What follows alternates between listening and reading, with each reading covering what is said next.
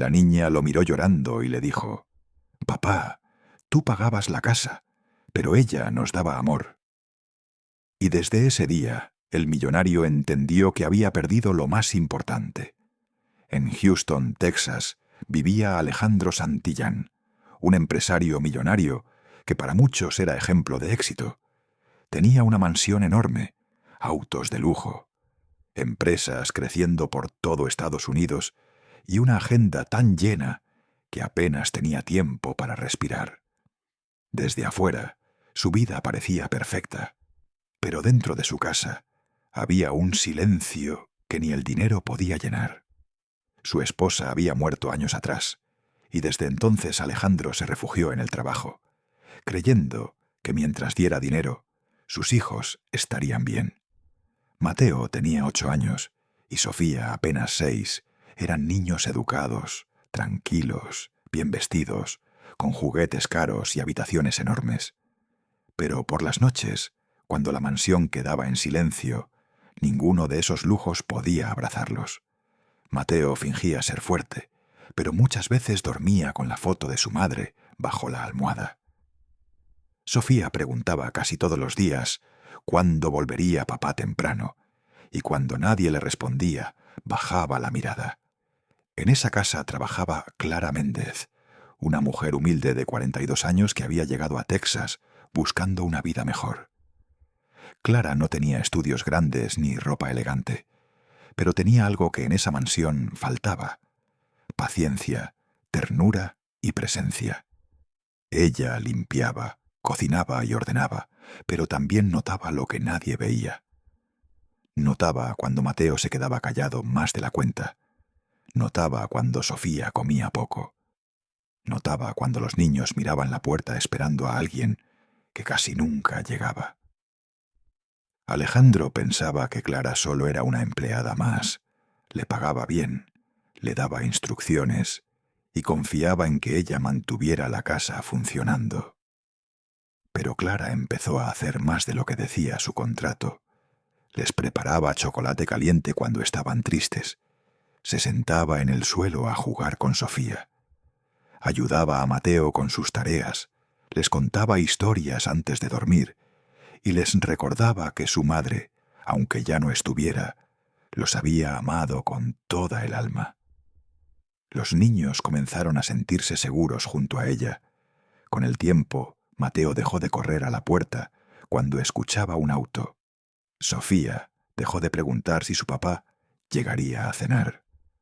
Clara se convirtió en la persona que estaba en los cumpleaños, en las fiebres, en los sustos, en las tareas difíciles y en las noches de llanto. No intentó reemplazar a nadie, simplemente estuvo. Y a veces estar todos los días vale más que prometer amor desde lejos. Una noche, Mateo despertó con fiebre alta, temblaba, lloraba y repetía entre sueños que quería a su mamá. Sofía también despertó asustada al escuchar a su hermano.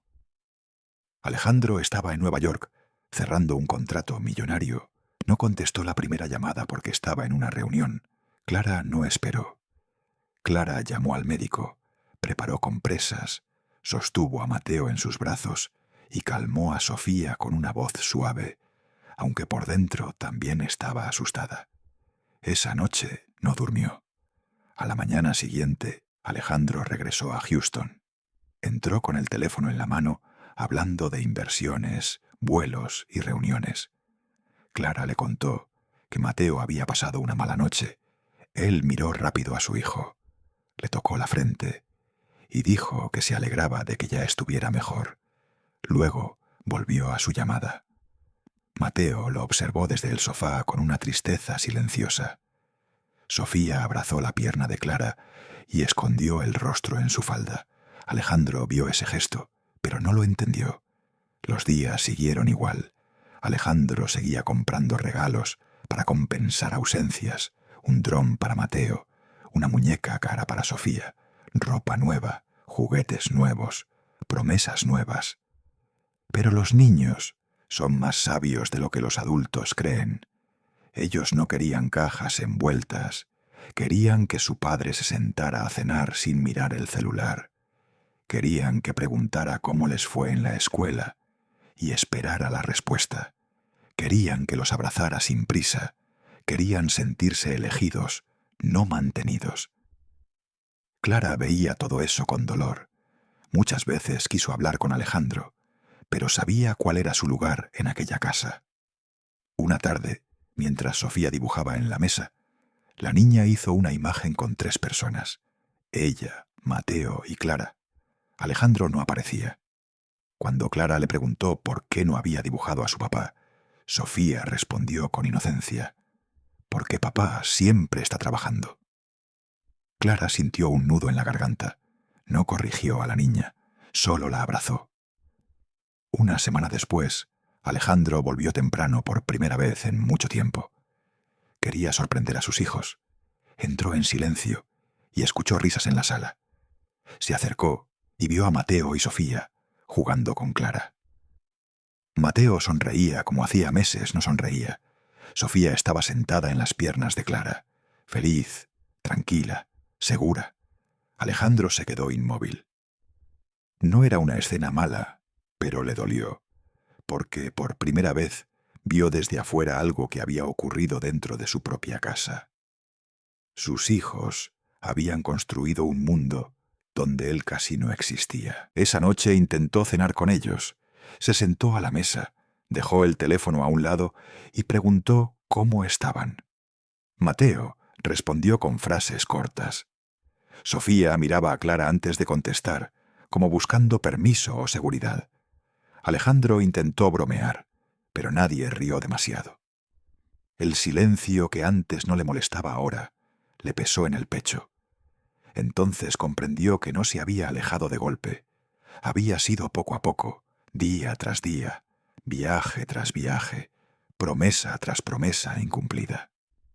Pero lo que terminó de romperlo ocurrió al día siguiente. Sofía se cayó en el jardín y comenzó a llorar. Alejandro corrió hacia ella preocupado. Pero la niña no extendió los brazos hacia él. Entre lágrimas gritó Clara. Alejandro se detuvo, como si el mundo le hubiera dado una bofetada. Clara salió corriendo, la abrazó, la calmó, y Sofía se aferró a ella con fuerza. Alejandro quedó parado a pocos pasos, con las manos vacías y el alma llena de preguntas. Esa noche Alejandro no pudo dormir. Caminó por los pasillos de su mansión y por primera vez no vio lujo, vio distancia, vio habitaciones enormes donde sus hijos habían llorado sin él. Vio juguetes que intentaban reemplazar conversaciones. Vio fotos familiares donde todos sonreían, pero ninguna imagen podía devolverle los años perdidos. A la mañana siguiente buscó a Clara, no como jefe, sino como padre. Le dijo: «Gracias por cuidar a mis hijos cuando yo no estuve». Clara bajó la mirada con respeto. Y lo peor todavía no había llegado, porque unos minutos después, Sofía dijo algo que cambiaría para siempre esa casa, algo que ningún dinero podía borrar. Lo que dijo esa niña dejó al millonario sin palabras, y cuando descubras lo que realmente pasaba en esa casa no lo vas a creer. Comenta parte 2.